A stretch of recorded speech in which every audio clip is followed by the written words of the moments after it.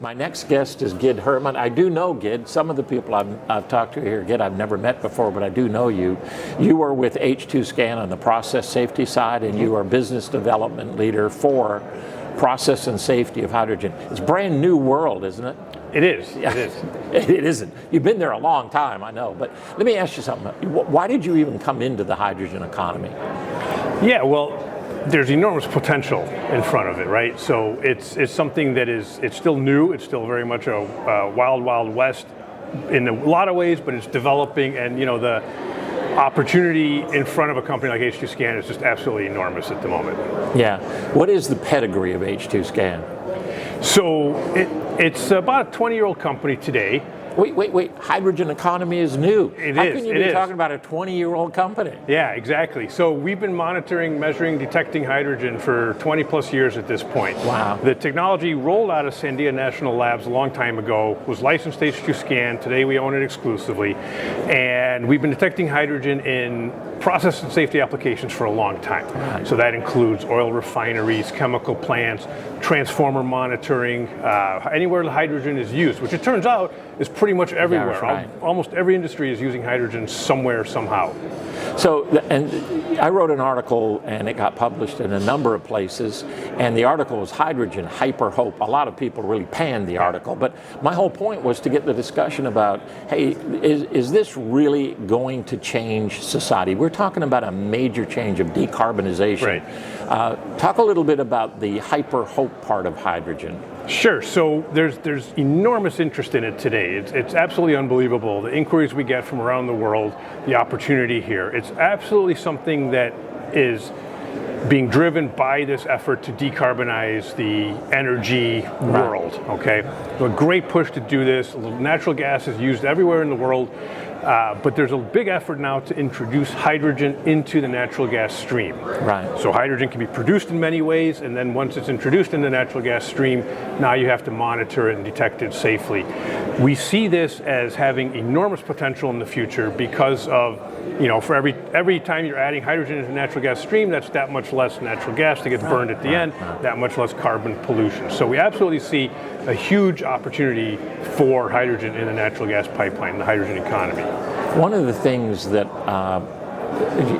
this whole hydrogen economy is going to need is collaborative efforts. There's not going to be one answer for one thing. There are a lot of different, hydrogen fuel cell EV versus EV. I mean, there's just a lot of collaborative efforts needed. Talk a little bit about your experience with collaboration, because I know you do that a lot with customers, helping them solve their problems. Yeah. That's a lot of what we do, because there's so many different parts in the whole value chain here that we can be involved in. So that includes the hydrogen production side of it. There's a lot of different ways to produce hydrogen, and there's a lot of need to be able to, obviously do it safely and measure it reliably and consistently. So we're involved on the production side of it. Then we're involved with the transportation side of it through what's called power to gas. So that's where you're introducing the hydrogen into the natural gas stream. Right. You have to monitor and detect that safely along the entire chain there. Then at the very end, now you have to use the hydrogen in the natural gas, and that's where we can be involved as well. So whether that takes the form of a fuel cell that's a mobile fuel cell, stationary fuel cell for power, anywhere along the natural gas pipeline, the hype is real. The opportunities are there. There's an enormous interest, and it's global. Yeah. It's not just a North America thing. It is global. It is, Australia, Japan, Korea, all across Northern Europe, the U.S. Enormous amounts of interest in it today. I think it's really, pardon the pun, it's really exploding. And we'll be a big thing. We shouldn't be saying that, but I get this. Well, we can help prevent that, right? Yes, that's good. That's why we need H2scan, because we don't want it exploding. Exactly. The electrolyzer fuel cell market. Talk a little bit about that and where safety, because right now part of the problem is scale, right? Getting electrolyzers to scale, getting fuel cells to scale, whether they're stationary, whether they're EV. Talk a little bit about your role in that. Yes, so there are countless projects being announced almost on a daily basis around the world for new electrolyzers, developing incredible amounts of capacity. That's everything from small Dutch startups to enormous Fortune 500 companies that are looking into how to get into this space. Right. And It's still, there's enormous opportunity. There's a lot of different technologies, so there's a lot of companies testing new technologies. They have different ways of producing the hydrogen, using the hydrogen.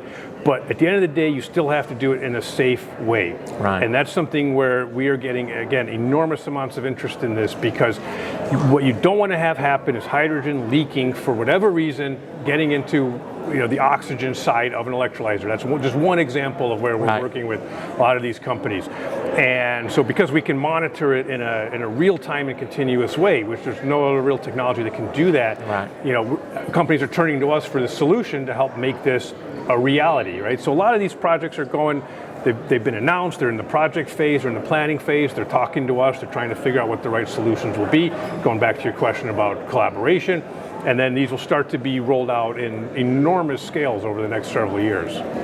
It's not hype, it's hope. You've just given me hope that we are in the right place at the right time. There are appears to be two different motivations.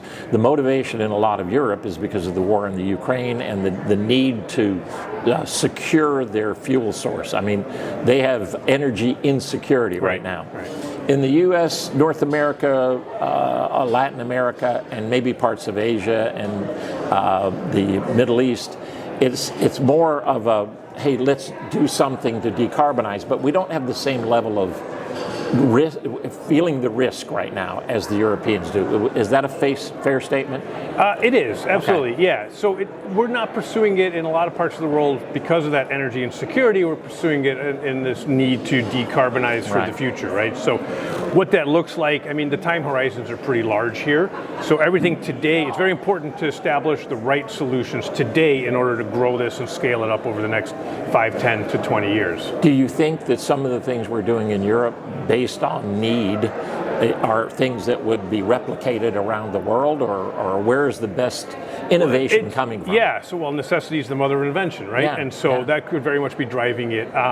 We see a lot of this across, a lot of the interest has come and started out of Northern Europe. And for sure, they've been impacted heavily with their energy insecurity. But honestly, it started a couple of years before this even. So they were driving it, a lot of this energy around green energy, decarbonization, that started it. Energy insecurity is for sure driving it and accelerating it. But here, like in the US, for example, it's more around cleaning up the environment and decarbonization efforts. Excellent. Well, it has been a delight. You've been a great guest. Thank you so much. Thank you, Alan. Good talking to you. Good to talk.